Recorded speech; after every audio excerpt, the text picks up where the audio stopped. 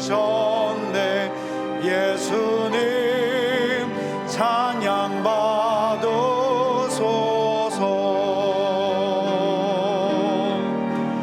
위로의 성령님이시여,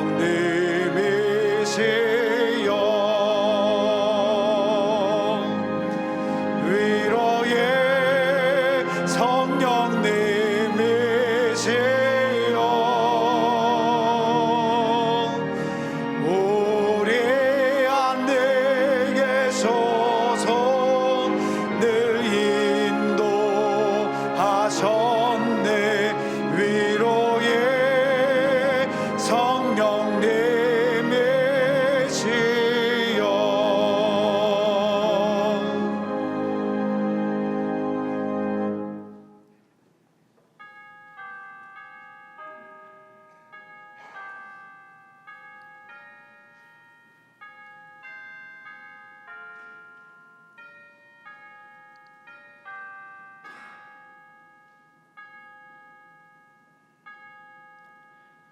여호와께 그의 이름에 합당한 영광을 돌리며 거룩한 옷을 입고 여호와께 예배할지어다.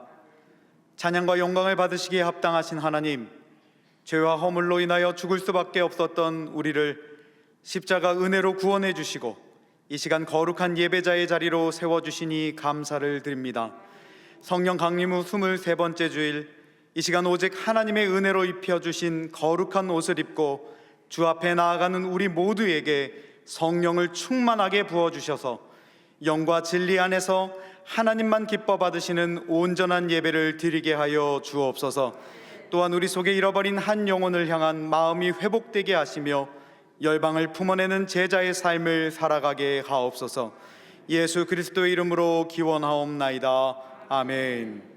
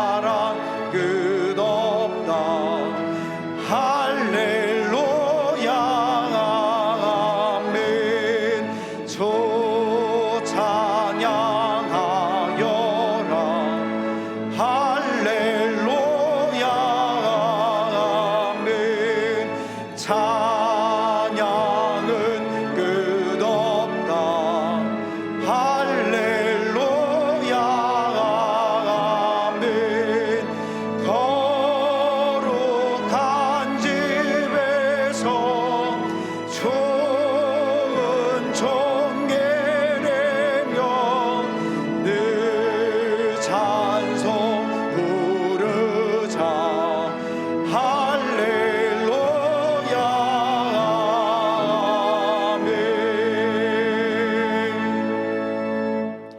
지난 한 주간 우리의 삶을 돌아보며 침묵으로 참회의 기도를 드리겠습니다.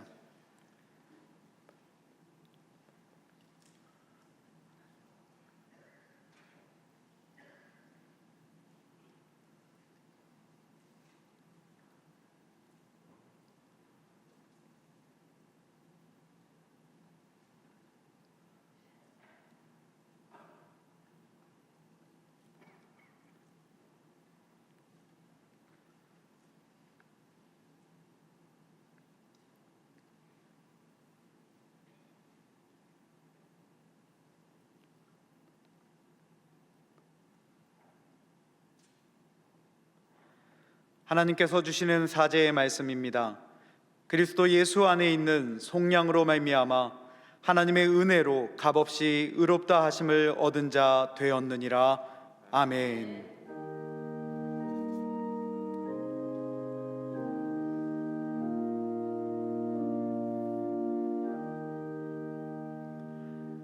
나는 전능하신 아버지 하나님 천지의 창조주를 믿습니다. 나는 그의 유일하신 아들 우리 주 예수 그리스도를 믿습니다. 그는 성령으로 잉태되어 동정녀 마리아에게서 나시고 본디오 빌라도에게 고난을 받아 십자가에 못 박혀 죽으시고 장사된 지 사흘 만에 죽은 자 가운데서 다시 살아나셨으며 하늘에 오르시어 전능하신 아버지 하나님 우편에 앉아 계시다가 거기로부터 살아있는 자와 죽은 자를 심판하러 오십니다. 나는 성령을 믿으며 거룩한 공교회와 성도의 교제와 죄를 용서받는 것과 몸의 부활과 영생을 믿습니다. 아멘.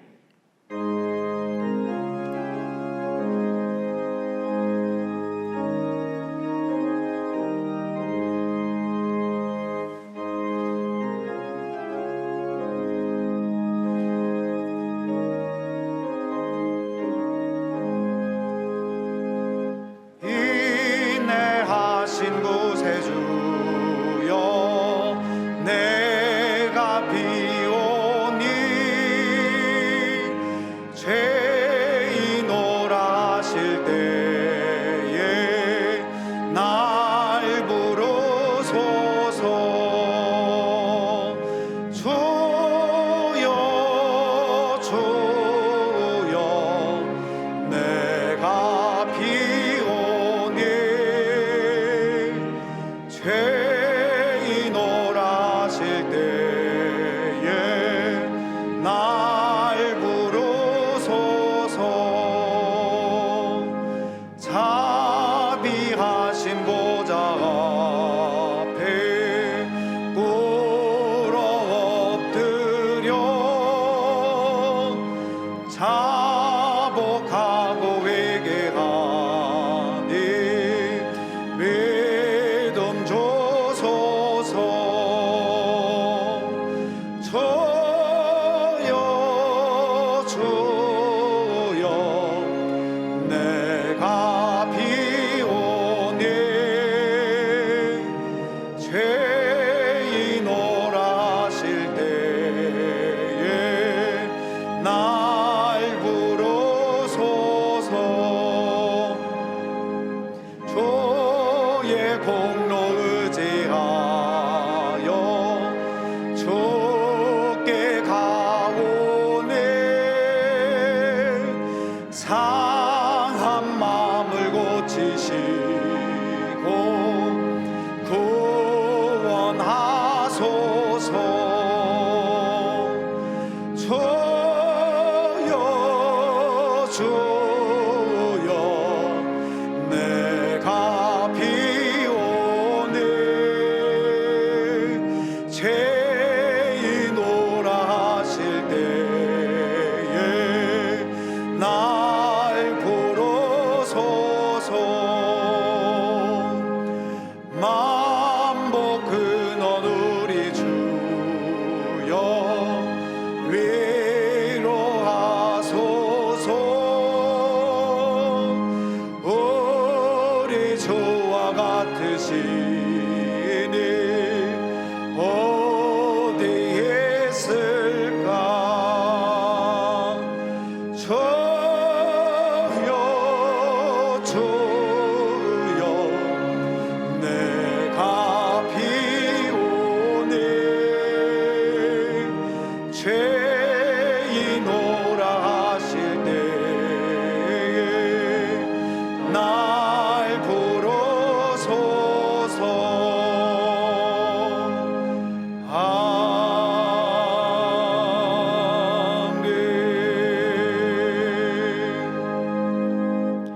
자막을 보시면서 함께 교회 공동기도를 드리겠습니다. 자비가 풍성하신 하나님, 캄보디아에서 사역하시는 이훈 조복슨 선교사님을 지켜주시고 집수리 사역과 선교센터를 통해 CM림 지역에 소외된 이들에게 복음의 문이 열리게 하옵소서. 34기 엘림 바나바 훈련생들이 섬김의 기쁨을 경험하고 예수 그리스도의 섬김의 영성을 닮아 많은 이들에게 하나님의 사랑을 나타내게 하옵소서. 대학 수학 시험을 보는 수행생들에게 지혜와 명철을 주시고 능력을 주시는 하나님을 의지하여 두려움과 불안한 마음을 믿음으로 잘 극복하게 하옵소서. 담임 목사님의 영육간에 강건함을 주시고 가정과 사역 위에 하나님의 은혜와 평강이 충만하게 하옵소서. 아멘. 이제는 각 개인의 기도 제목과 작정한 한 영혼을 위하여 그리고 환우들을 위하여 기도를 올려드리겠습니다.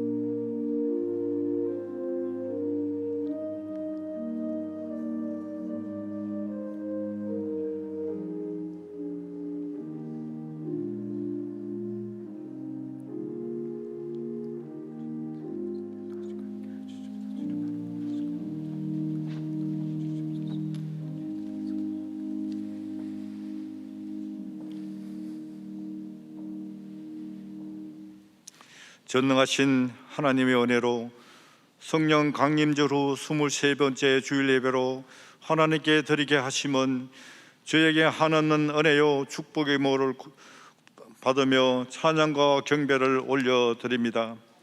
이 시간 정성을 모아 올려드리는 성도들의 예배를 받으시고 시종의 은혜가 충만하기를 간절히 기도드립니다. 한시도 안심할 수 없는 어려운 매 순간마다 기적과 같은 삶을 살면서도 하나님의 은혜를 잊어버리고 저의 의지대로 살았습니다. 말씀에 순종하지도 못했습니다. 저의 지은 죄와 허물들을 하나님 앞에 내어놓고 회개하오니 예수님의 보혈로 용서하여 주시옵소서. 올해도 코로나와 가뭄과 홍수와 태풍이 있었지만 주님께서 말씀하신 말씀에 순종하여 씨를 뿌리고 땀을 흘리고 수고하였더니 조금도 부족함 없이 풍성한 열매를 거두게 하셨습니다. 이 모두는 변함없으신 하나님 아버지의 창조 섭리요 축복임을 고백드립니다. 대한민국을 사랑하시는 아버지 하나님, 뉴스는 보고 듣는 것마다 걱정스러운 정치적 다툼과 사건 사고들이 많이 발생합니다. 백성을 위하여 세워진 대통령과 위정자들은 모두 진심으로 반성하고 각자의 맡은 자리에서 최선을 다해서 하나님의 징벌이 아닌 칭찬받는 일꾼들이 되기를 간절히 원하옵나이다. 또한 축제 현장에서 귀한 생명을 잃은 자녀들이 부모와 가족과 이웃들이 슬퍼하고 있습니다. 아버지, 저들이 슬픔을 위로해 주시고 모든 절차들을 잘 살펴서 완전하게 수습되게 하시고 우리들 주변에서 이러한 슬픈 사고들이 없게 하시기를 간절히 기도드립니다. 또한 지구 곳곳에서 전염병과 굶주림으로 죽어가는 백성들과 전쟁으로 폐허가 된 우크라이나 백성들을 구하여 주시고 평화의 때가 속히 임하기를 간절히 원하옵나이다.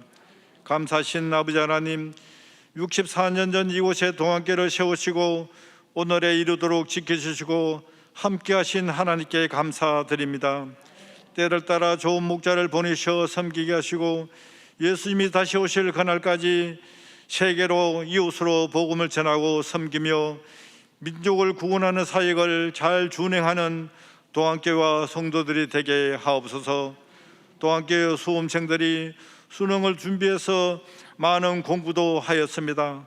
특별히 시험날에는 좋은 날씨도 주시고 각자 열심으로 공부한 것들이 잘 기억되어 좋은 성과도 있게 하시며 장차 하나님 나라와 민족을 위하여 크게 사용되는 모두가 되기를 간절히 기도드립니다. 2022년 얼마 남겨두지 않은 시점에서 저희 부서들은 금년 목표로 세운 사역들을 다시금 점검하고 잘 살펴서 부족함 없이 아버지께 올려드리게 하시고 새로운 2023년을 준비할 수 있게 도와주시옵소서. 다시금 확산되는 코로나와 독감이 이 땅에서 종식되게 하시고 그동안 예배를 정성으로 드리지 못한 성도들이 있습니다. 다시금 성도의 본분을 깨닫고 성전에 가득히 모여 하나님을 영화롭게 하고 주님을 마음껏 찬양 행하게 하시옵소서. 그리하여 정성을 모아 올려드리는 성도들의 기도는 하늘 보좌에 상달되어 매었던 작고가 풀어지며 병적인 환우들은 일어나고 삶의 터전들이 회복되는 기도의 응답이 있기를 간절히 기도드립니다. 담임 목사님 영육을 강건하게 하시고 가정도 평안하도록 주께서 친히 도와주시옵소서. 이 시간 귀한 말씀 선포하실 때 성도들은 아멘으로 받아 삶의 현장에서 복음을 전하고 나눔을 실천하게 하옵시고 하나님께 올려드리기 위하여 열심으로 준비한 시온 찬양대 성가로 하나님 영광 받으시고 대원들과 교회 각 곳에서 섬기는 모든 손길들을 아버지께서 칭찬하여 주시옵소서. 예배의 시종이 은혜 가운데 드려지기를 비옵고 모든 간구는 우리 주 예수 그리스도의 이름으로 감사하며 간절히 기도 올렵나이다. 아멘.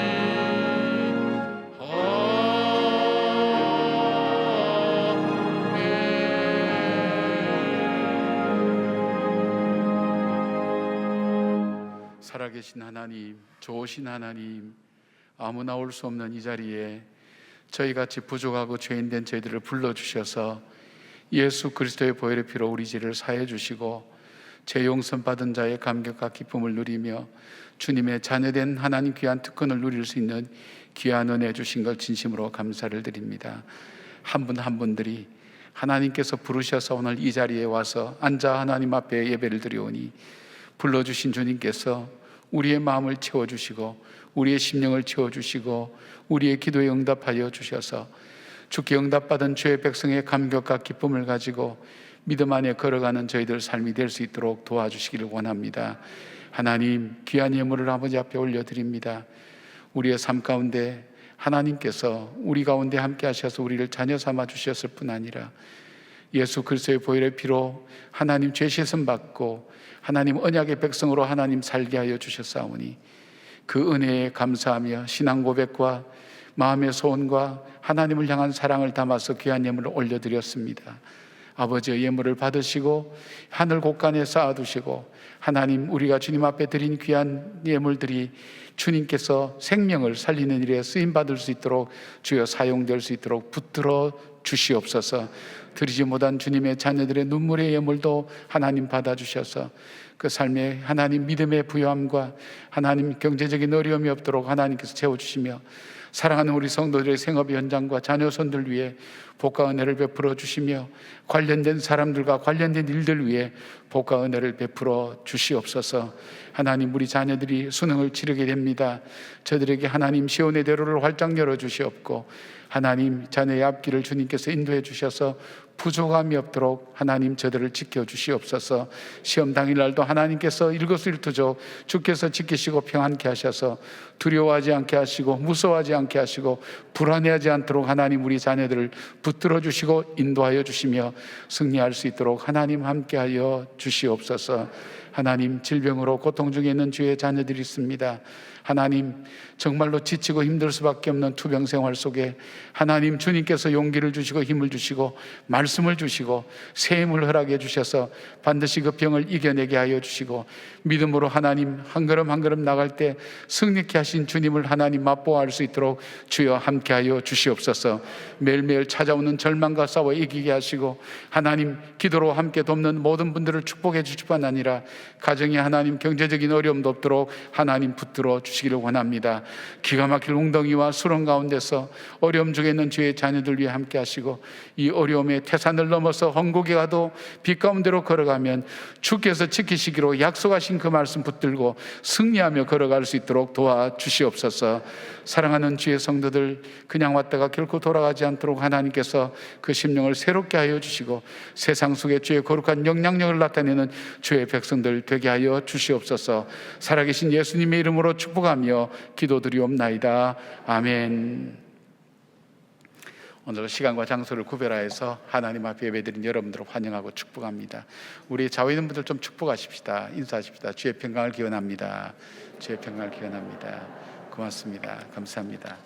우리 예배가 이제 조금씩 회복되는 것 같습니다. 여러분들께서 이제 집에 계시던 분들이 이제 나오시는데 뭐 새롭게 유행이 시작된다 그렇지만 교회 와서 이렇게 마스크하고 개인 어떤 부분만 조금만 주의하시면 예배드린 데는 지장이 없을 것 같습니다. 이제 집에만 계시지 말고 나오셔서 함께 정해진 시간, 정해진 장소에 정해진 마음으로 하나님께 예배 드릴 수 있으면 좋겠고요.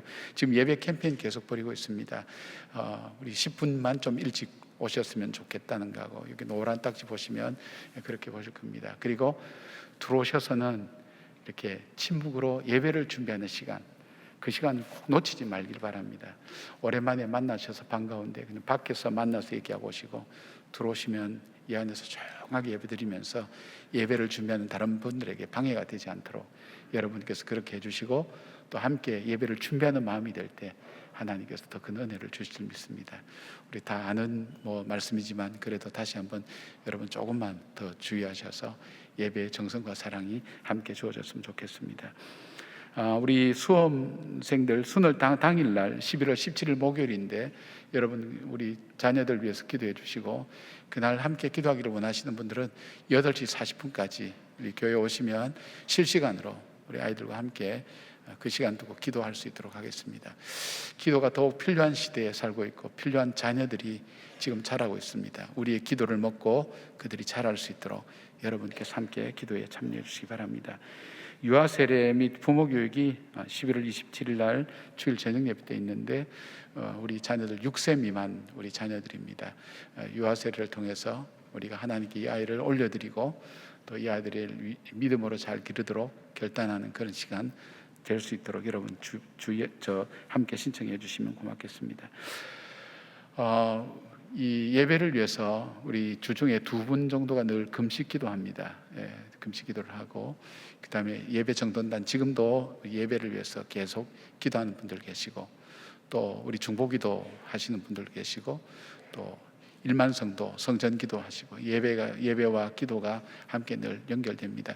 코로나 3년 동안에 단 한 번도 예배당에 나와서 하나님 앞에 1시간이라도 기도할 시간을 갖지 못했다면 코로나가 지나가고 나면 참 아쉬운 시간이 될 겁니다. 여러분께서 내가 하나님께 주신 은혜를 주일날 아니라 주중에라도 언제든지 나와서 한 시간 동안 정성스럽게 기도하고 함께 주님께서 주신 기도 제목 가지고 함께 할 수 있는 그런 여러분들을 되셨으면 좋겠습니다.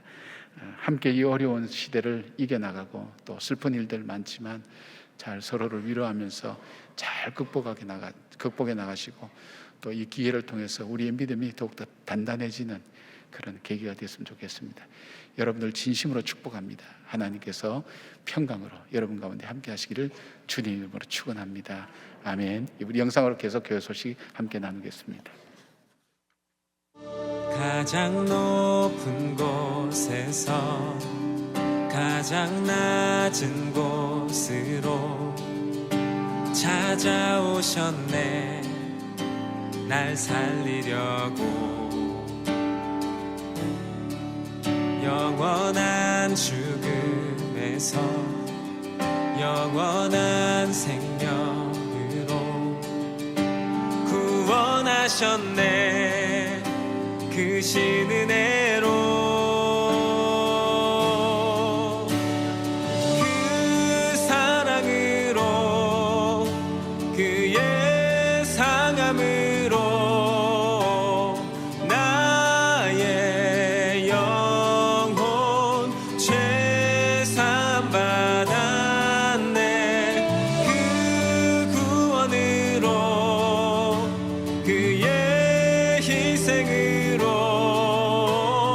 나의 영혼 주 안에서 자유해.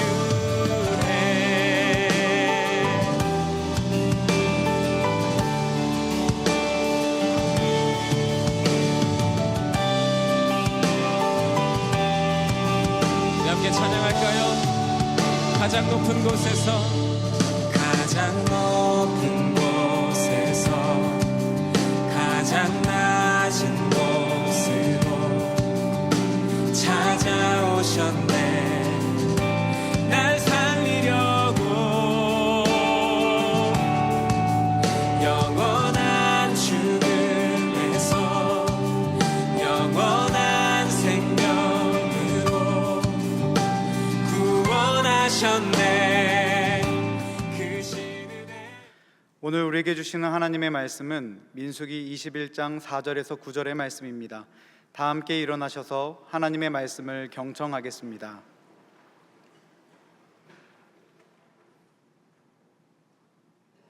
백성이 호르산에서 출발하여 홍해길을 따라 에돔 땅을 우회하려 하였다가 길로 말미암아 백성의 마음이 상하니라. 백성이 하나님과 모세를 향하여 원망하되 어찌하여 우리를 애굽에서 인도하여 내어 이 광야에서 죽게 하는가? 이곳에는 먹을 것도 없고 물도 없도다. 우리 마음이 이 하찮은 음식을 싫어하노라 하매 여호와께서 불뱀들을 백성 중에 보내어 백성을 물게 하심으로 이스라엘 백성 중에 죽은 자가 많은지라. 백성이 모세에게 이르러 말하되 우리가 여호와와 당신을 향하여 원망함으로 범죄하였사오니 여호와께 기도하여 이 뱀들을 우리에게서 떠나게 하소서. 모세가 백성을 위하여 기도하매 여호와께서 모세에게 이르시되 불뱀을 만들어 장대 위에 매달아라. 물린 자마다 그것을 보면 살리라. 모세가 놋뱀을 만들어 장대 위에 다니 뱀에게 물린 자가 놋뱀을 쳐다본즉 모두 살더라. 이것은 하나님의 말씀입니다. 아멘.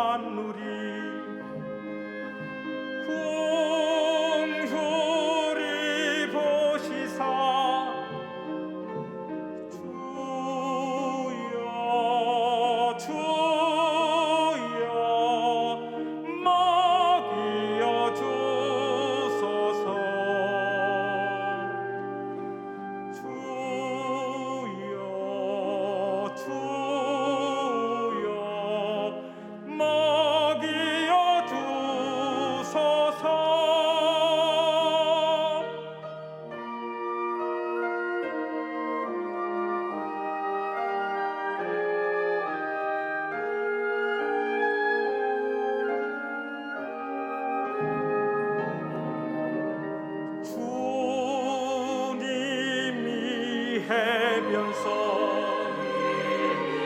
떡을 때 심같이 하늘의 양식을 내려 주소서. 낮고 천한 눈이 긍휼히 보시사 주여 주여 먹이어 주소서. 주여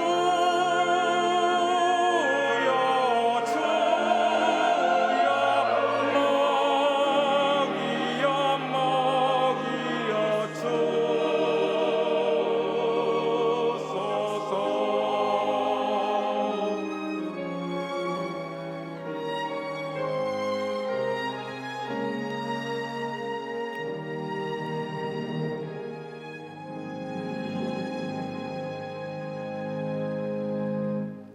아멘. 아멘.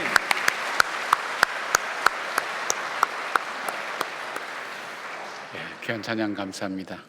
찬양을 들으면 행복하다는 느낌 드시죠? 그런 참 귀한 찬양 통해서 우리가 먼저 은혜 받고 또 나눌 수 있어서 고맙습니다. 세계 제2차 대전 후에 유대인들이 6월절만 되면 그들이 불렀던 노래가 있습니다. 바로 아니마밈이라고 하는 그런 노래인데, 이 히브리어로 나는 믿는다라는 뜻을 가지고 있는 그런 단어입니다.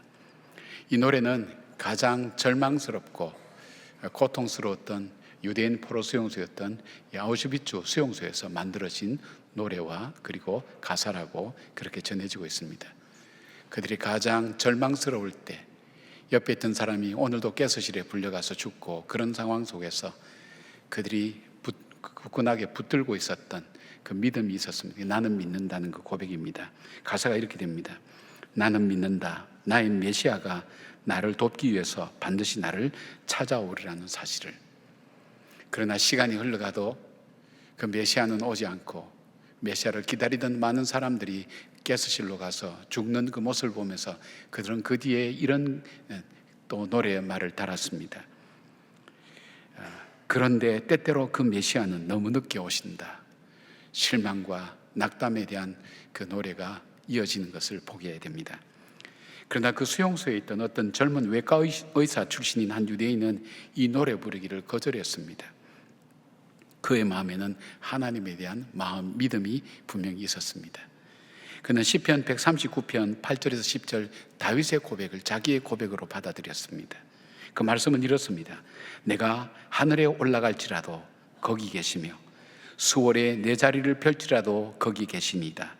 내가 새벽 날개치며 바다 끝에 가서 거주할지라도 거기서도 주의 손이 나를 인도하시며 주의 오른손이 나를 붙드시리이다. 그는 다윗의 고백을 자기의 고백으로 믿고 있었습니다. 아니, 하나님께서 반드시 자기를 구원해 주실 것에 대한 의심을 전혀 하지 않았습니다. 수없는 죽음의 고비를 넘기고 마침내 이 사람은 살 수 있게 되었습니다. 그는 스웨덴으로 건너가서 거기서 병원을 기업하면서 매년 6월절만 되면 자기 가족들과 함께 부르는 노래가 있습니다. 아니마밈의 노래인데, 그 노래에 자기의 신앙 고백의 가사를 하나 덧붙였습니다. 그 내용이 뭐냐 하면, 아닙니다. 그가 늦게 오는 것이 아니라 우리가 너무 서두르고 있을 따름입니다. 사람들이 때때로 그 메시아는 너무 늦게 오신다는 그 노래말 뒤에, 아닙니다. 그가 늦게 오시는 것이 아니라 우리가 너무 서두르고 있을 따름입니다.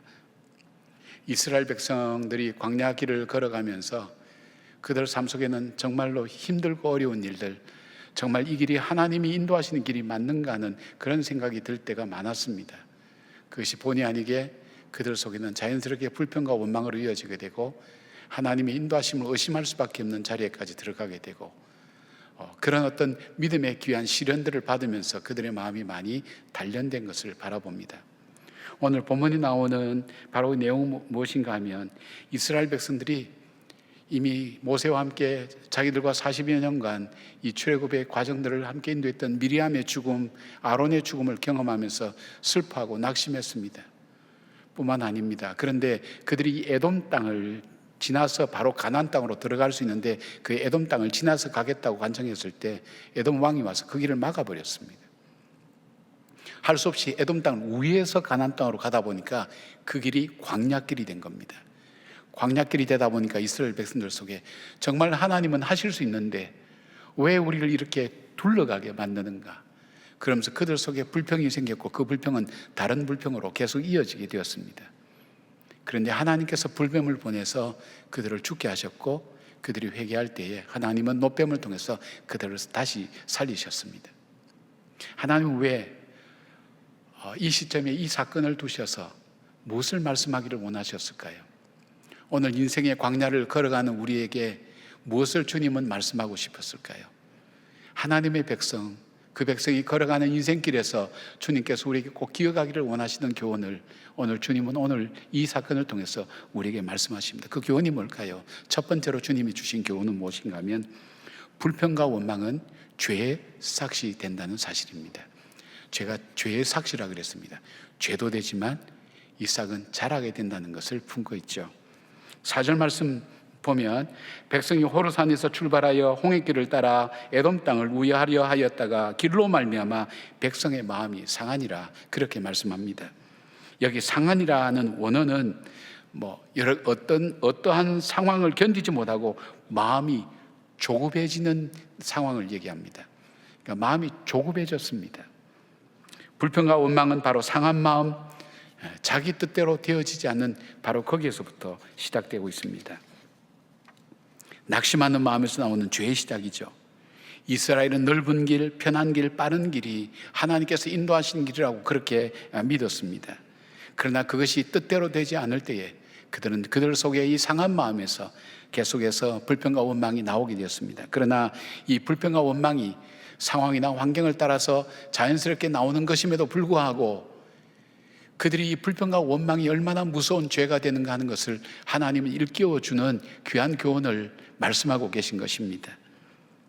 불평과 원망이 무서운 이유가 뭘까요? 몇 가지가 있는데 우리 찾아볼 수 있는 것은 불평과 원망은 반드시 자라서 더 깊은 불평과 원망으로, 더 넓은 불평과 원망으로 이어지게 됩니다. 그리고 결국은 죄의 삭은 사망이라는 사망에 이르게 만드는 것입니다. 처음에는 마음의 실망과 낙심에서 시작됩니다. 상한 마음이라 그랬죠. 근데 그것이 밖으로 나올 때는 불평이 되고 또 이것이 조금 더 심해지면 원망이 됩니다. 그들은 처음에 환경을 탓합니다. 이웃을 탓합니다. 광야에서는 먹을 것도 없다 그러고 마실 것도 없다고 불평합니다. 심지어는 자신들을 죽이려고 한다고 그렇게까지 얘기합니다. 마침내 하나님을 향해서 그들이 원망하게 됩니다. 그들은 마음의 상한 마음이 입술로 나타나게 되고 입술에 불평과 그리고 이 모든 것들이 더 성장하게 되어서 자라게 되어서 하나님을 대적하는 행위로 나타나게 됩니다. 민수기 14장 28절에 하나님은 불평하고 원망하는 이스라엘을 향해서 이렇게 말씀합니다. 그들에게 이르기를 여호와의 말씀에 내 삶을 두고 맹세하노라. 너희 말이 내 귀에 들린 대로 내가 너에게 행하리니. 이들은 광야에서 출애굽했던 그 세대는 광야에서 다 죽게 만듭니다. 그것은 하나님의 계획이 아니라 하나님께서 말씀하셨습니다. 그들의 불평과 원망이 일상이 되어서 가는 곳마다 어려운 일마다 그렇게 하니까 하나님께서 그들 속에 그렇게 말씀합니다. 너 말하는 대로 내가 그대로 이루어 줄게. 결과는 그들이 광야에서 다 죽었다는 사실입니다. 무섭죠. 별것 아닌 것처럼 생각했는데 그것이 우리의 이 사망으로 이루어지는 큰 죄가 된다는 사실이 우리 하나님의 백성이 광야 인생을 살면서 기억해야 될 굉장히 중요한 교훈이란 것입니다. 또 하나의 이유가 있다면 우리가 불평하고 원망하는 가운데 우리는 영적으로 굉장히 죄를 범하게 됩니다. 그 죄가 무엇입니까? 지금까지 이스라엘 백성들을 인도하시고 보호하시고 공급하셨던 하나님의 은혜가 아니면 여기까지 올 수 없었는데 불구하고 그들은 눈앞에 나타나는 불평과 원망 때문에 하나님께서 지금까지 인도하신 것을 모두 부정하게 됩니다. 그리고 비록 우리가 이해하지 못하는 일들과 환경이 우리 삶 속에 찾아오지만 그럼에도 불구하고 하나님의 인도하심 가운데 있고 불기둥과 구름 기둥으로 인도하시고 만나를 먹이시는 하나님이 여전히 함께 하시는 그 하나님에 대해서 부정하는 영적인 죄를 범하게 된다는 사실입니다. 그렇죠? 너희 길은 나의 길과 다르다 그랬죠. 너희 생각은 나의 생각과 다르다 그랬습니다. 우리는 빠른 길, 넓은 길, 편한 길 찾지만은 하나님께서는 우리로 하여금 궁극적으로 하나님의 거룩한 백성이 되게 하고 제사장의 나라가 되게 해서 하나님의 거룩함을 드러내는 백성 만드는 것이 하나님의 목적인데, 이스라엘 백성은 가나안 땅에 빨리 가는 것이 목적이 되다 보니까 자기의 계획과 자기 기준과 자기 뜻대로 되지 않을 때 자연스럽게 그렇게 불평이 나오게 되어 있다는 것입니다. 그들은 만나를 매일 먹습니다. 그런데 이 만나를 처음 볼 때 어떻게 했습니까? 이게 무엇이냐 이렇게 놀라고 감격적으로 받아들이다가 그냥 오늘 여기에서는 이 하찮은 것이라고 그렇게 얘기합니다. 하나님께서 오늘 주시는 일상, 하나님께서 오늘 우리에게 주시는 그 은혜를 하찮은 것으로 여깁니다. 자연스럽고 당연한 것으로 받아들인다는 겁니다. 하나님께서 은혜를 베푸셔서 이 광야 생활을 살고 있는데 우리에게도 마찬가지 아닐까요? 우리가 코로나를 통해서 깨달은 것이 무엇입니까? 우리 일상이 얼마나 소중한 것이었는가 하는 것을 아마 많이 깨달았을 것입니다. 잃어버린 것도 많지만 깨달은 것도 많을 것입니다. 이 코로나가 시작될 때 태어난 아이들은 마스크를 안 쓰면 밖에 못 나가는 걸로 그렇게 한다 그러는 거예요. 걔들이 그것이 바뀔 때까지 얼마나 시간이 오래 걸릴지 모르겠습니다. 우리의 작은 일상들이 하나님의 은혜 속에 있다는 것을 부정하는 겁니다. 그러니까 결국은 하나님을 부정하는 거고 하나님께서 우리에게 행하셨던 일들을 부정하는 것이기 때문에 영적으로 하나님을 대적하고 반역하는 죄를 짓게 된다는 것입니다. 또 하나 있다면 불평과 원망은 자기 스스로 자기 앞길을 스스로 막는 길이 되기 때문입니다. 자, 이스라엘은 불평하고 원망할 때 그들은 더 이상 앞으로 나갈 수가 없었습니다. 나가지 못했습니다. 자기들의 불평과 원망이 자기들의 말과 행동과 마음과 생각들과 그들의 삶을 모든 것을 스스로 단절시키고 막아버리는 그런 어려운 일들, 갇혀버리는 일을 하게 됐습니다. 잠언 6장 2절은 이렇게 말씀합니다. 내 입의 말로 내가 얽혔으며 내 입의 말로 인하여 잡히게 되었느니라. 광야 길은 믿음으로 걸어가야 됩니다. 믿음이라는 것이 무엇입니까? 하나님께서 행하실 것을 믿고 앞으로 나가는 것입니다. 그러나 불평과 원망은 자기 말에 묶여서 스스로 앞으로 나가지 못합니다. 패망하여 그리고 주저앉게 만듭니다. 그래서 믿음의 사람들은 자기 입술의 표현을 굉장히 중요한 영적인 이 문제로 받아들였습니다. 대표적인 얘기가 욥기서 1장 22절에 욥기가 그 시련과 고난을 겪으면서도 이렇게 얘기합니다. 이 모든 일에 욥이 범죄하지 아니하고 하나님을 향하여 원망하지 아니하니라. 성경에 보면 모든 사람들이, 영적인 사람들은 동일하게 얘기합니다. 자기들이 환경과 상황 속에서 자연스럽게 나오는 말이라 할지라도 그것이 불평과 원망으로 이어지지 않도록 자기를 잘 다스려서 하나님께서 행하셨던 일들, 하나님께서 지금도 함께 하신 일이 부정되어지지 않도록, 하나님의 존재를 부정하지 않도록, 그 믿음이 잘못되지 않도록 자기 자신을 다스려서 잘 주의해서 표현했다는 것을 보게 됩니다. 현대인들이 하루에 불평을 내뱉는 숫자가 통계가 어떻게 측정했는지 모르겠습니다만은 어떤 기록을 보니 그랬어요. 하루에 30번 정도 된다는 것입니다. 자, 30분 같으면 별거 아닐 수 있죠. 그럼 여러분 한번 보십시오. 오늘 아침 교회 나올 때도 여러분이 시간 좀 빨리 서둘지 이러면 지각한다 이런 것부터 시작해서 오늘 또 날씨가 별로 안 좋은데 오늘 왜 주일 따라 오늘 비가 내리지, 날씨가 이렇게 험하지, 이런 작은 일로부터 시작해서 표현들 작은 일로부터 시작해서 우리 삶을 살 때 하루에 30번 정도는 누군가에게 불평하거나 또 스스로에게도 마찬가지고 그렇게 표현을 한다는 것입니다. 근데 한 달이면 몇 번 정도 됩니까? 한 달이면 한 900번 정도쯤 되겠죠. 한 달이면.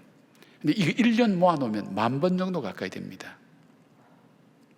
저와 여러분은 의식하지 못하는 사이에 불평을 1년에 10,000번이나 하고 산다는 겁니다. 심각하죠?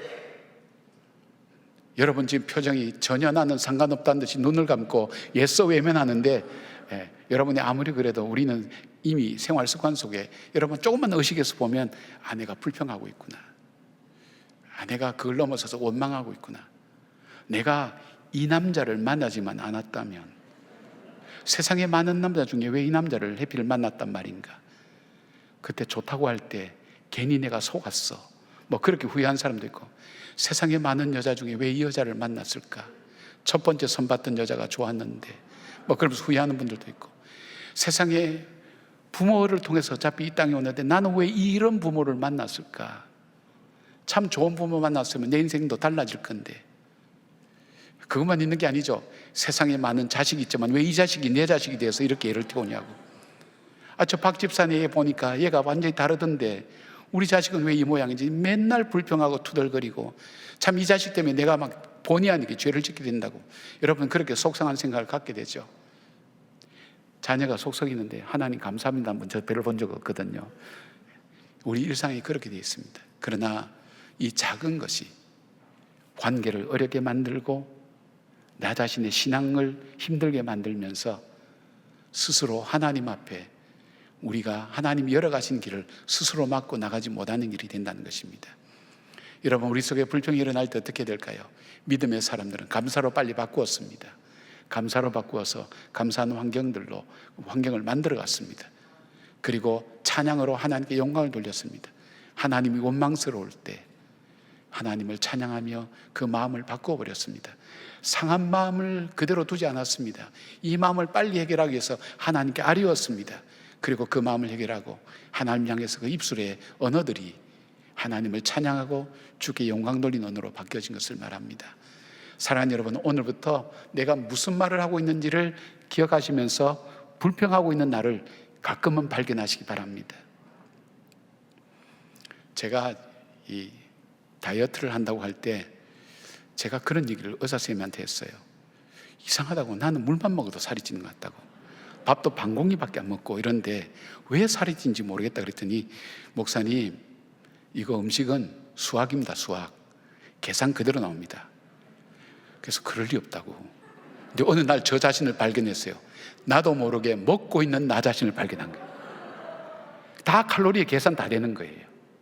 다이어트 실패하신 분, 그래서 이 다이어트 일기를 꼭 적게 만듭니다. 뭐를 먹었는지를 의식하면서. 그 의식을 못하고 먹는 거예요.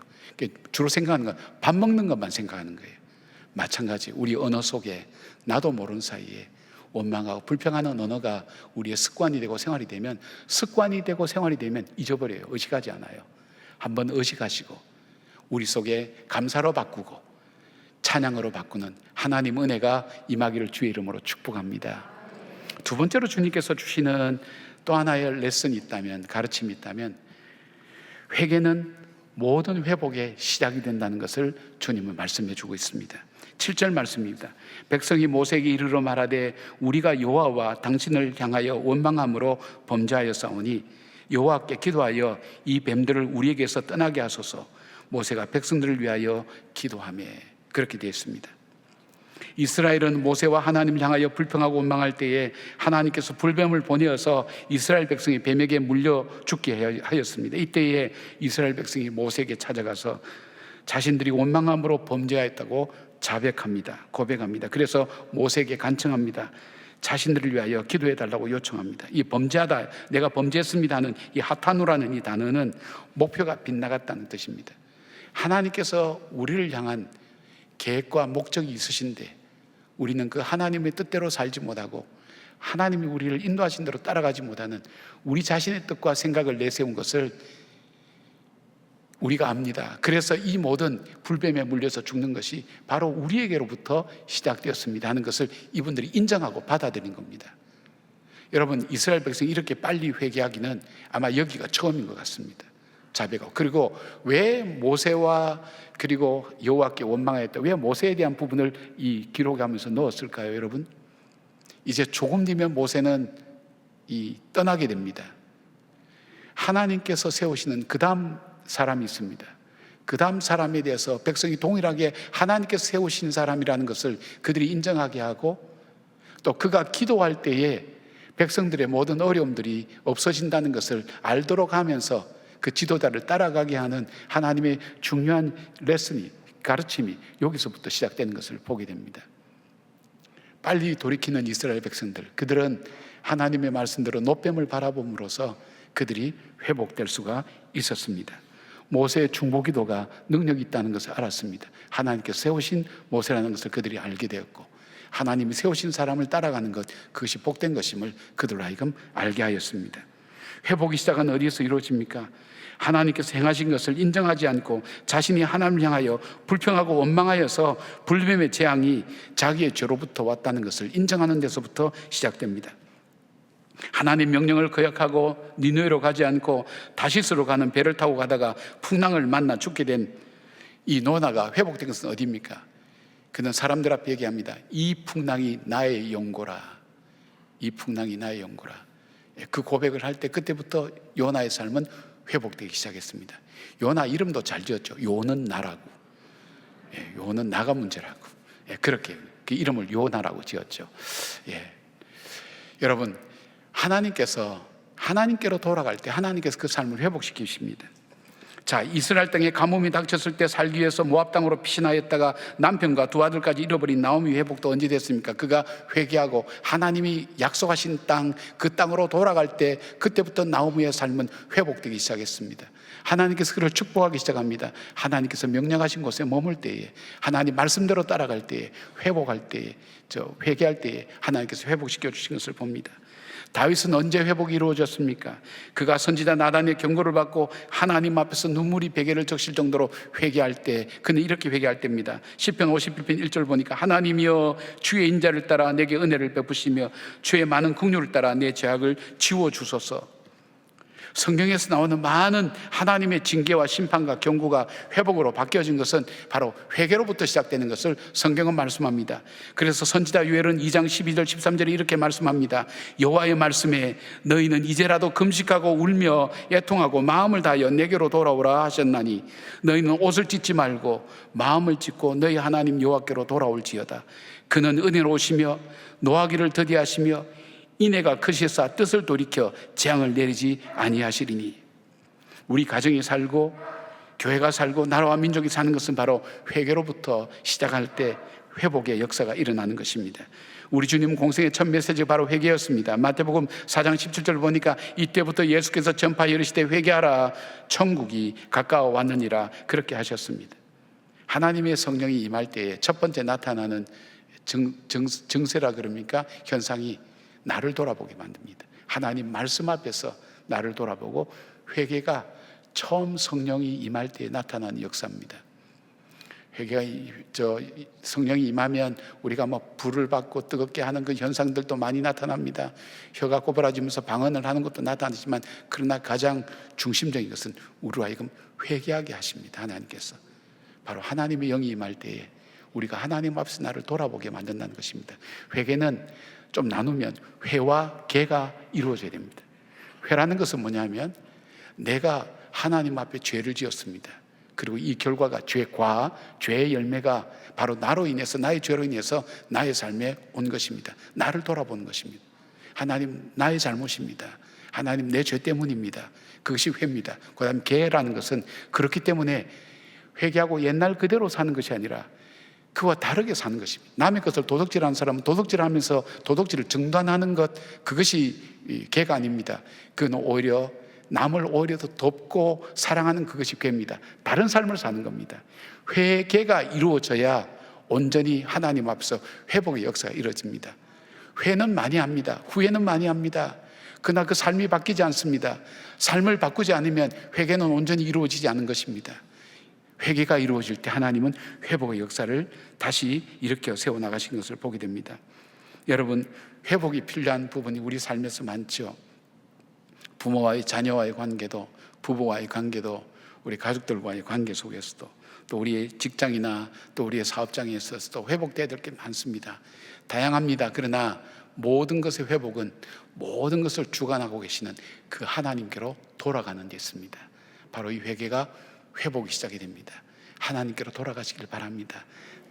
다양한 문제가 있지만 전혀 상관이 없는 것 같지만 이거는 분명히 내 실수로 이루어지고 내가 잘못 판단해서 이루어졌다고 그것이 분명하게 보인다 할지라도 그러나 그것이 회복되는 것은 나에게 있는 것이 아니라 하나님께 있다는 것을 우리가 고백하며 하나님께로 돌아갈 때에 하나님께서 우리의 삶을 회복시키는 겁니다. 하나님께서는 불뱀을 통해서 죽을 병인데, 죽어가는데 회개할 때 주께서 돌이키셔서 다시 살게 하셨다는 것을 기억하시면서 회복이야말로 회개로부터 시작된다는 것을 꼭 기억하시고 나를 자주 살펴보고 말씀 앞에서 돌아보는 저와 여러분들 되기를 주님의 이름으로 축복합니다. 세 번째로 주님이 주신 교훈이 뭘까요? 순종할 때 다시 사는 역사가 일어납니다. 순종할 때 8절입니다. 여호와께서 모세에게 이르시되 불뱀을 만들어 장대 위에 매달아라. 물린 자마다 그것을 보면 살리라. 9절 모세가 놋뱀을 만들어 장대 위에 다니 뱀에게 물린 자가 놋뱀을 쳐다본 즉 모두 살더라. 그렇게 되어 있습니다. 여기에 불뱀이라는 이 단어는 불뱀과 모양이 비슷하게 만들어진 놋뱀을 의미합니다. 쳐다본 즉라고 되어 있는 이 히브리어 나바트라고 하는 이 단어는 그냥 바라보다, 관심을 갖다, 이런 평범한 표현이 되지만 이것이 하나님과 관계돼서 나타날 때는 하나님께만 초점 맞추고 그 말씀대로 순종하겠다는 그 의미를 담고 있습니다. 바로 이스라엘 백성들이 그 죽음 가운데서 바로 모세가 놋뱀을 만들어서 들 때에 바로 그 바라본 적 살았다는 것입니다. 근데 여기 한 두 가지의 난제가 있습니다. 그게 뭐냐면 불뱀은 자기들을 죽인 원인입니다. 그래서 내가 한번 어려움을 당했기 때문에 보기도 싫습니다. 생각하기도 싫습니다. 그런데 그 뱀을 다시 보라고 합니다. 그리고 또 하나 있습니다. 바라본다고 어떻게 나을 수가 있을까요? 뭔가 만지든지 뭔가 역사가 일어나야지 내가 그냥 단순히 바라본다고 어떻게 내가 다시 사는가요? 그 정말 믿을 수 있는 사람이 있습니까? 이성적으로는 받아들일 수가 없습니다. 하나님께서 그것을 그렇게 명령하신 이유가 뭘까요? 아마 그래서 죽은 사람도 많을 거예요. 뭐 이걸 바라본다고 살아? 말이 되는 얘기를 해야 내가 듣지. 말도 안 되는 얘기를 한다고 고집 피운 사람은 죽었고, 말도 안 되는 얘기지만 그러나 그 말씀에 순종해서 바라본 사람은 살아났습니다. 하나님 뭘 가르치기를 원하실까요? 순종입니다.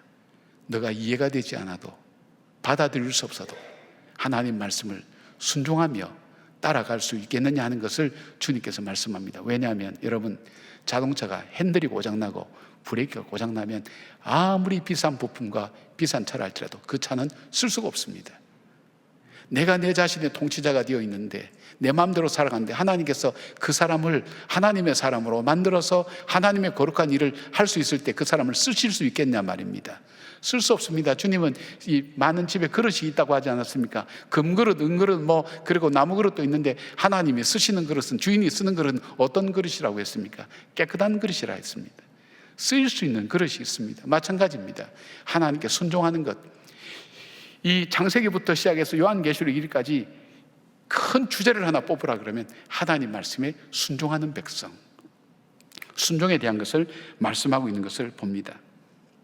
나만 장군이 자기 한센병을 고치기 위해서 많은 선물을 가지고 이스라엘 선지자 엘리사를 찾아갑니다.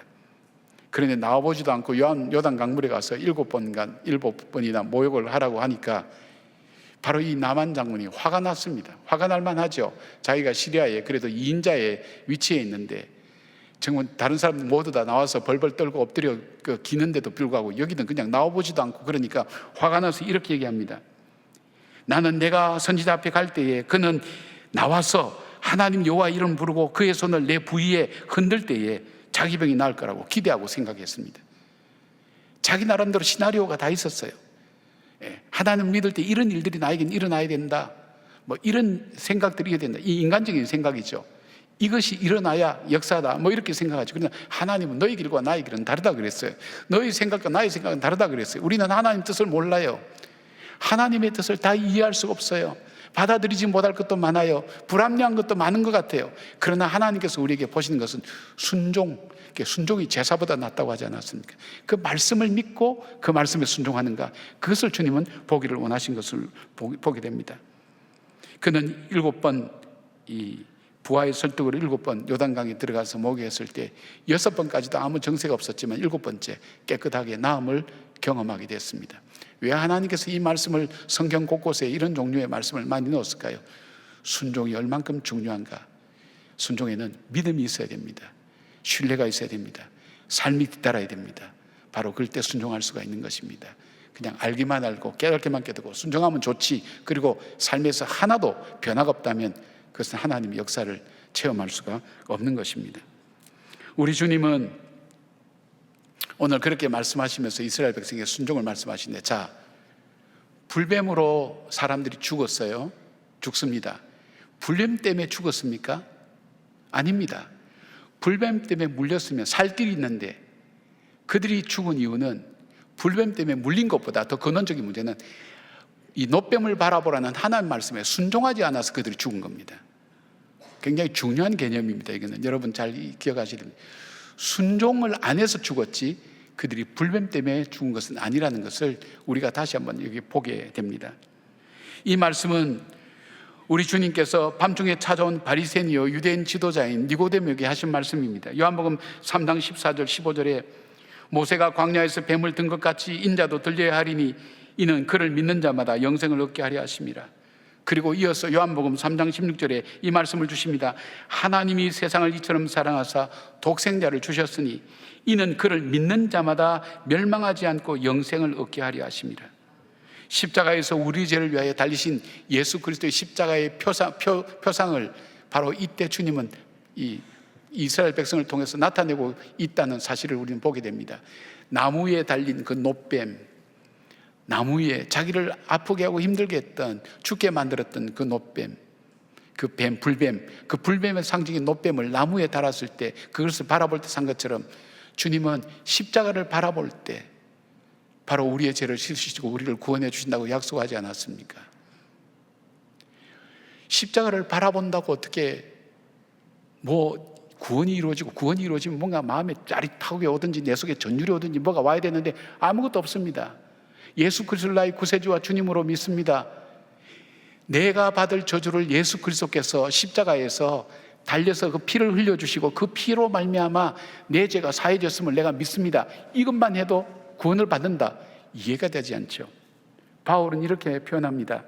너희가 은혜로 인하여 믿음으로 말미암아 구원을 받았으니 이것이 너희에게서 나온 것이 아니라 하나님의 선물이라고 했습니다.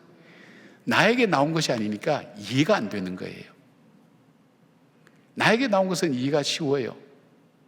여러분이 말씀할 때 이렇게 은혜를 많이 받는 경우가 어떤 경우면 내가 생각했는데 목사님이 설교통이 한단 말이야. 그때 은혜를 많이 받는 거예요. 그러나 내 생각과 다를 때는 그럴 리가 없는데 상처를 받는 거예요. 그러나 하나님 말씀이 어디 그렇습니까? 아닙니다. 하나님은 우리를 격려하시기도 하지만 책망하시기도 합니다. 우리를 돌이키게 하기도 하십니다. 내가 내 뜻과 내 계획이, 내 생각이 여기에 고착되어 있다면 하나님의 구원의 말씀도 받아들일 수가 없습니다. 왜요?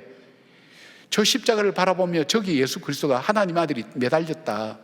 그것도 누구에서? 세상에 많은 사람이 아니라 바로 내 죄 때문에, 나 때문에 저 십자가에 달리셨다.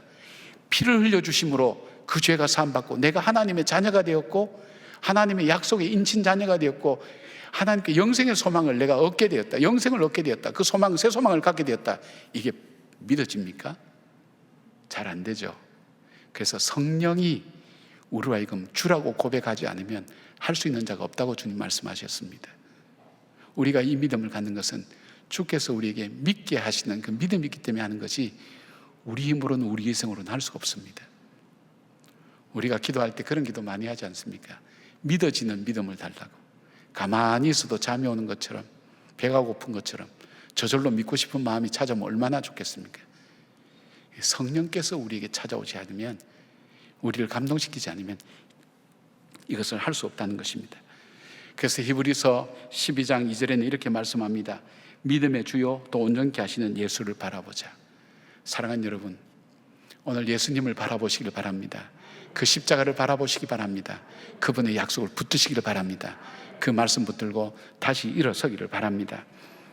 우리가 잘 아는 예수님의 초상화를 헤드 오브 크라이스트라고 하는 그런 제목이 있는데, 여러분 이 사진 많이 봤죠? 예수님의 대표적인 사진입니다.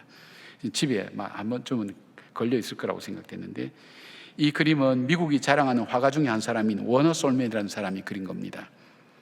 이 사람은 25살 때, 그러니까 1917년도 결혼했는데 얼마 뒤에 바로 큰 중병에 걸렸습니다.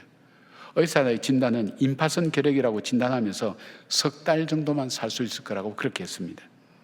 30도 안 된 젊은 나이에 청천벽력 같은 소식을 들은 이 젊은 사람, 지금 자기 아내와, 젊은 자기 아내와 그리고 태중에 있는 그 아이를 생각할 때에 자기는 받아들일 수가 없었습니다. 왜 나에게 이런 일이 일어나는지 받아들일 수가 없었습니다. 이해가 되지 않았습니다. 괴로워합니다. 좌절합니다. 절망할 때 어느 날 그 아내가 자기에게 그렇게 얘기합니다. 여보, 우리 3개월밖에 당신 살지 못한다고 그렇게 생각하지 말고 하나님께서 이 3개월을 우리에게 선물로 주셨다고 그렇게 우리가 받아들이십시다. 3개월을. 그래서 이 3개월을 그냥 우리가 보낼 것이 아니라 한숨 쉬고 낙심하고 보낼 것이 아니라 이 3개월을 내가 이 땅에 살면서 가장 아름다운 그런 기간으로 우리가 만듭시다. 누굴 원망하지 말고 하나님 주신 이 선물을 가장 아름답게 만들어가는 그 삶이 되도록 우리가 그렇게 한번 살아봅시다. 처음에는 이 남편도 그러나 저러나 죽게 되는데 무슨 소용이 있는가 생각했지만 이 아내의 말이 자기 마음에 와닿았습니다. 그렇지, 어차피 죽을 거 내가 그냥 3개월 되면 죽는다고 생각하고 한숨만 푹 쉬다가 인생을 그렇게 끝날 수는 없지 않은가. 그럼 아내의 말대로 하나님께서 이 3개월을 나에게 선물로 주셨다. 그렇다면 이 인생을 가장 아름답게 3개월을 사는 길이 뭘까 자기가 생각해 봤더니 감사하는 거라더랍니다. 감사하는 것. 제 하나님께서 내게 주신 것 모두 감사함으로 보기로 그렇게 마음을 정했습니다. 그리고 또 하나는 하나님께서 내게 주신 달란트를 따라서 내가 예수님의 얼굴을 그렸으면 좋겠다. 그 마음을 가지고 그림을 그리기 시작했습니다. 그런데 3개월이 지나도 안 죽는 겁니다. 오히려 몸 상태가 좋아지는 걸 느꼈습니다. 그래서 병원을 갔습니다. 갔더니 주치의했던 존 헨리 박사가 그런 얘기합니다. 아니 도대체 3개월 동안 무슨 약을 먹었길래 이렇게 깨끗하게 나을 수가 있냐고. 당신 뭘 어떻게 지냈냐고. 제가 뭐 약을 특별히 먹은 것은 없습니다. 굳이 약을 먹었다면 아내가 이야기해 주는 그 감사의 약을 먹었습니다. 그때 이 주치의가 이런 얘기를 했다고 합니다. 그게 바로 명량입니다. 감사는 최고의 항암제요, 감사는 최고의 해독제요, 감사는 최고의 치료제입니다. 이분은 1967년까지 살았습니다. 행복하게 살 수가 있었습니다. 그 뒤의 삶도 그는 감사함으로 살아갈 수 있게 되었습니다. 우리의 삶에도 적용시켜 볼까요, 여러분? 인생의 광야라는 것이 얼마나 힘든지 모릅니다. 하나의 문을 열면 열어야 될 10개 문이 나오고 한 언덕 넘어가면 또 넘어야 될 언덕 나오고 정말 수고와 슬픔밖에 없는 우리의 인생살이, 예상하지 못할 때 평안하고 안락하다고 생각할 때 뜻밖의 소식들이 내 삶에 휘몰아치면서 내 삶을 다 뒤집어 놓는 일들이 우리 인생살이 얼마나 많습니까? 그래서 우리 인생은 항해하는 배와 같다고 얘기하지 않습니까? 잔잔한 파도가 있는 것 같지만 태풍이 몰아치면 죽을 수밖에 없다고 그렇게들 많이들 얘기하지 않습니까? 우리의 삶에 평안한 날이 얼마나 있을까요? 지치고 힘들 수밖에 없는 인생을 걸어갈 때 우리는 매일매일 불평과 원망밖에 없을 겁니다. 시간이 있으면 그 시간 이용해서 자기의 즐거움을 찾아서 나가지만 그러나 인생이 그렇게 쉽고 녹록하지는 않지 않습니까? 어떻게 하시겠습니까? 하나님께서 하나님의 백성이 이 광야의 인생길을 걸어갈 때 주시는 하나님의 교훈, 불평과 원망이 얼마나 큰 줄 아는 것을 깨달으라는 것, 이것이 죄의 삭스로 연결되어서 이것이 하나님을 부인하고 하나님께서 우리 인생 속에 행하신 것을 부정하는 그런 삶이 되지 않기를 하나님 우리에게 교훈을 주셨습니다. 회개는 모든 것의 회복의 시작이라는 것, 우리 자신을 들여다보면서 돌아보고 하나님께 회개하는 것. 저는 살면서 말씀드린 것처럼 저절로 이렇게 아침에 벌떡 일어나서 눈을 뜨고 열심히 하고 또 최선을 다해서 살아오고 그것이 제가 한 것인 줄 알았습니다. 그러나 최근 들어서 드는 생각이 이게 내 힘이 아니었구나. 하나님께서 은혜 주셨구나. 내 생각이 아니었구나. 주께서 이런 마음 안 주셨더라면 할 수 없구나 하는 것을 생각하면서, 그러니까 보는 기준이 많이 달라지는 거예요. 감사한 거예요. 다 하지 못한 감사를 요즘 소급해서 하고 있습니다. 하나님 감사합니다. 그리고 저도 모르게 불평과 원망이 나오면 속죄의 물을 드립니다. 하나님 죄송합니다. 하나님의 제가 이 불평 속에 하나님께서 저에게 베풀어 주신 그 은혜를 부정하는 그런 영적인 죄를 범하지는 않았는지 다시 돌아봅니다. 그리고 이 이성과 내 육신의 어떤 정욕과 모든 것을 가지고 있는 욕심을 갖고 있는 이 마음이 감히 순종하지 못할 그 성령께 기도합니다. 주님, 나를 쳐서 복종시켜서 주의 말씀에 순종하게 해달라고. 그리고 하나님께서 주신 이 삶을 정말 아름다운 삶으로 만들어가고 주님께 영광 돌리는 삶이 되게 해달라고. 이것이 저만의 소원일까요? 여러분의 동일한 소원이 아니겠습니까? 여러분, 주님께서 주신 이 교훈을 잘 받아들여서 하나님의 백성이 이 땅을 살아가며 아름답게 우리 인생을 만들어가는 축복된 삶을 사는 저와 여러분의 삶이 되기를 주님의 이름으로 축복합니다. 아멘. 기도하겠습니다. 광야 같은 세상, 내 영이 고나고 근심과 걱정이 나를 누를 때에 하나님 낙심하지 않고 나에게 와서 쉬어라고 말씀하시고 세움 주신 주님을 바라보는 저희들 되게 하여 주시기를 원합니다. 이해되지 못할 일들이 내 앞에 전개되고 받아들일 수 없는 일이 내 삶에 일어난다 할지라도 낙담하지 않고 우리를 새롭게 하시고 하나님의 거룩한 백성으로 세워가시고 제사장의 나라로 세워주신 그 주님의 말씀을 따라서 믿음으로 걸어가기를 원하는 주의 백성들 위해 하나님 함께 하시고 우리 한 사람 한 사람이 이 땅에 하나님 앞에 거룩한 제사장이 오니 이 땅을 고쳐주신다고 약속하신 것처럼 주님 앞에 우리가 돌아가며 기도하며 회개하며 주 앞에 믿음으로 살아가는 저희들의 삶이 되게 하여 주시옵소서. 예수님의 이름으로 기도드리옵나이다. 아멘. 다 함께 일어나셔서 찬송가 264장 찬송하시겠습니다.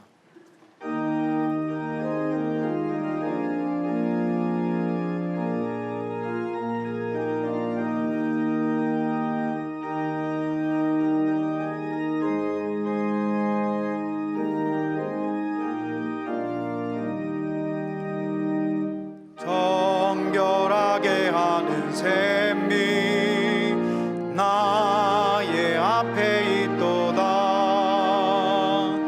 성령께서 권고하신 죄 씻으라 하시네.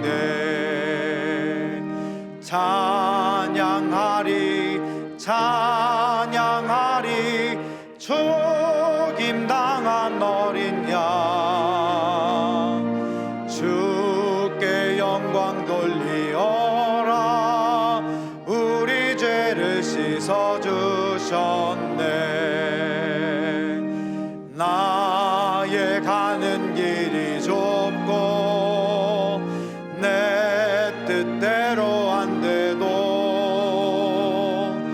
모든 욕심 다 버리고 주만 따라가겠네.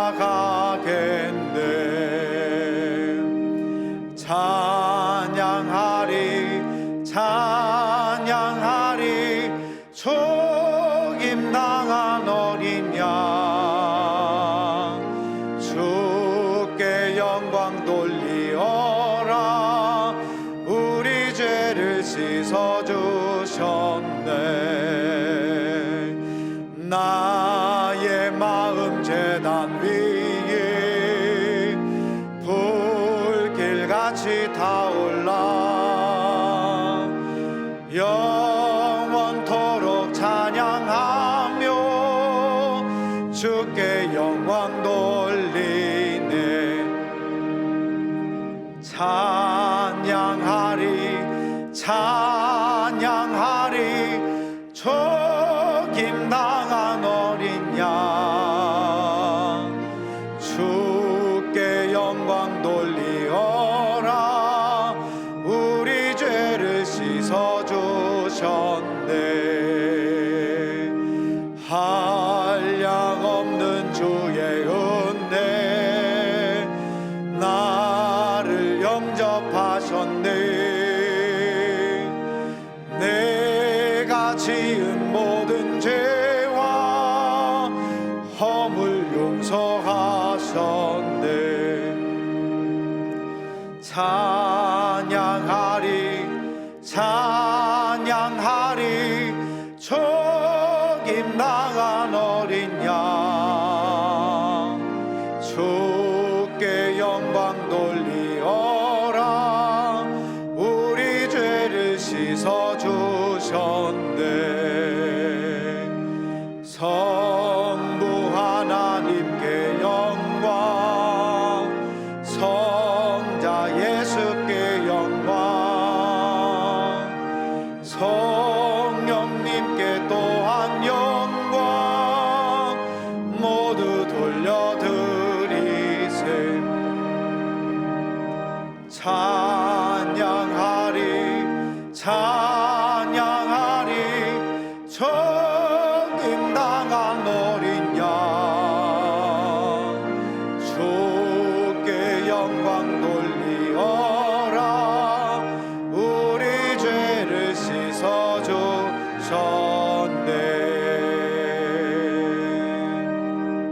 11월 이달의 말씀을 함께 선포하겠습니다.